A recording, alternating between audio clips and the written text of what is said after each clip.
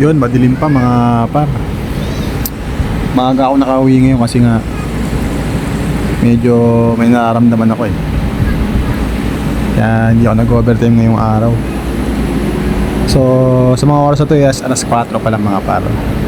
Naka-out ko lang sa trabaho. So uwi ako na maaga ngayon kasi nga may nararamdaman ako. Nararamdaman kong wala na akong pera. Hindi, joke lang. Namagayin pa ako mga par. Sa kasamaang palad eh,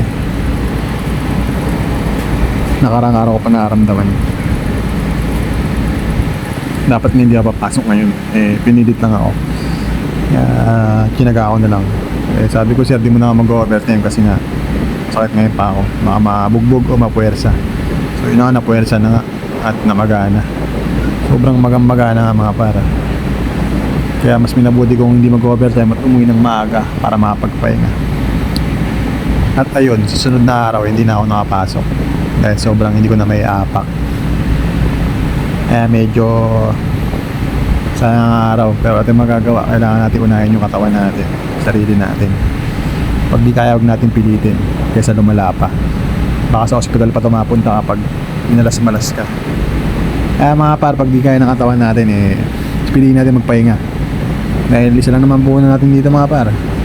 Nag-iisang puhunan ng ating katawan. Kailangan lagi tayong malakas, lagi tayong healthy. Tama naman ako mga par, diba? Mating pabayaan yung katawan natin. Kasi pag tayo nagkasakit, mas malaki yung mawawala sa atin. Lalo na pag na-hospital pa tayo. Tosga yun, tosga. Mas malaking tosga yun. Ayun na mga par, simpleng paalala lang. Ride safe sa ating lahat mga par.